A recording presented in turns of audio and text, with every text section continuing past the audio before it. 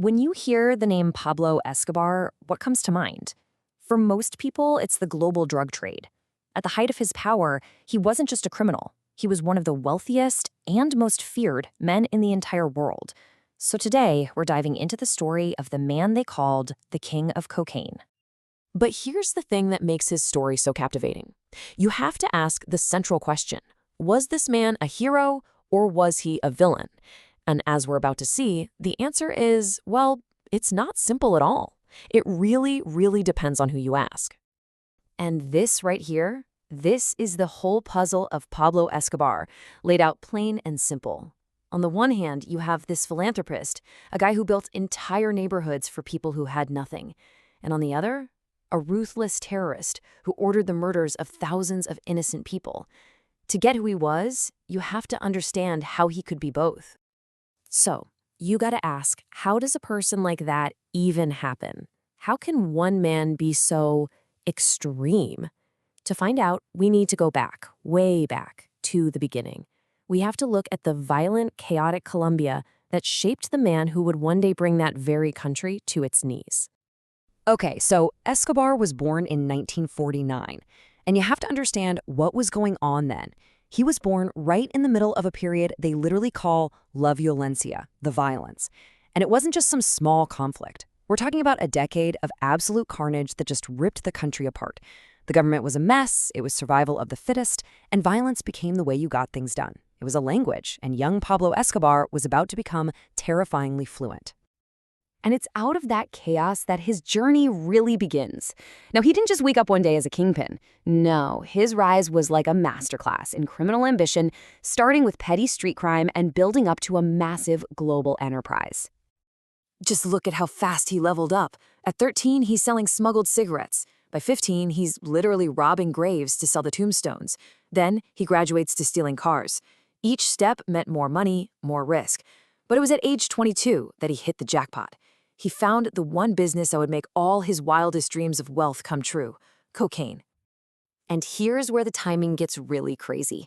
At the exact same time Escobar's getting into the drug game, President Nixon over in the United States declares a full-blown war on drugs. Now, for any other dealer, this would be a complete disaster.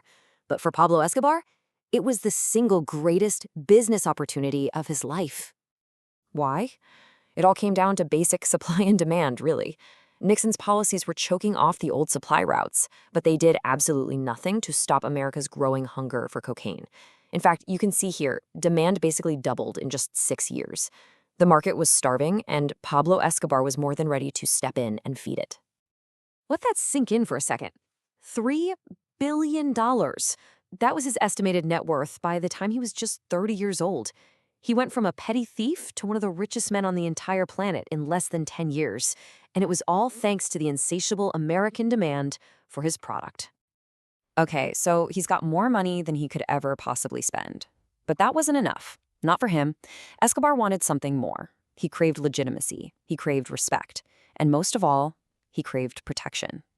And his next move was maybe his most audacious yet.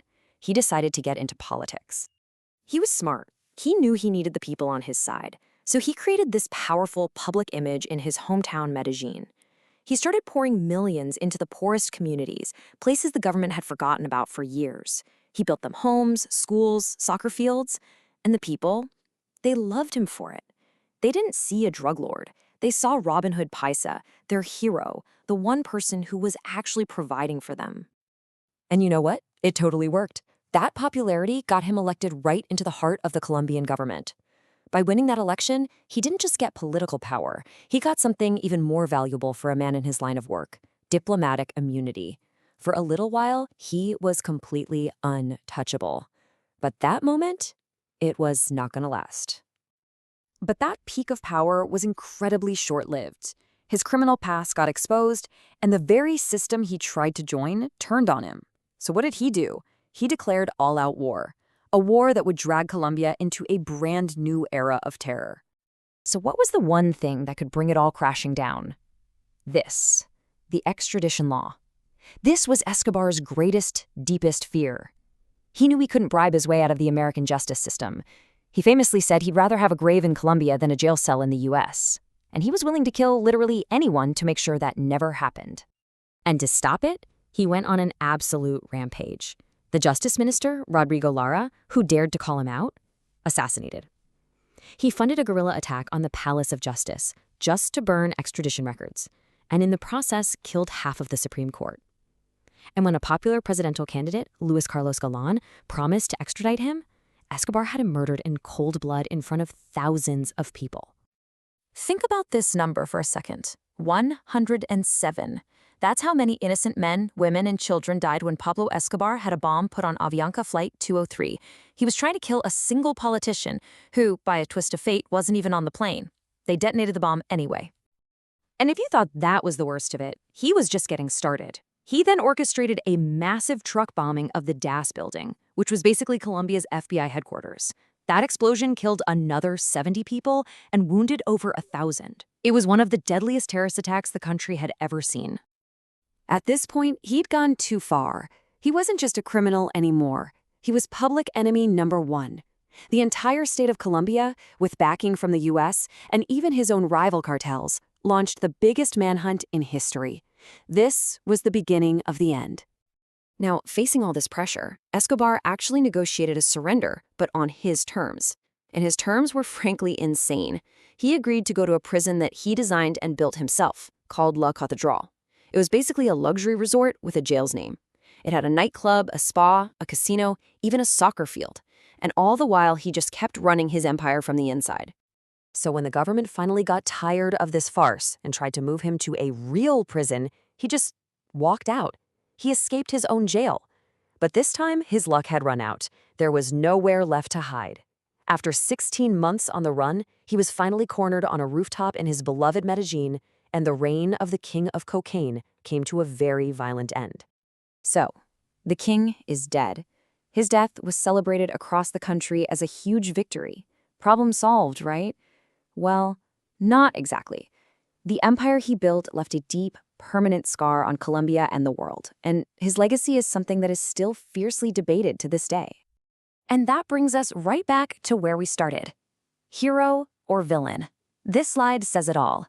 You can go to the poor neighborhoods of Medellin right now and see murals of him, celebrated like a saint. But for the millions of others who lost loved ones to his terror, he's nothing short of a monster. Both of those truths somehow exist at the same time. But what about the actual business he created? You'd think killing the king would destroy the kingdom, but that's not what happened. Today, it's estimated that about 10% of all Colombians work in the cocaine industry, an industry that he globalized and one that still generates $10 billion for the economy every single year.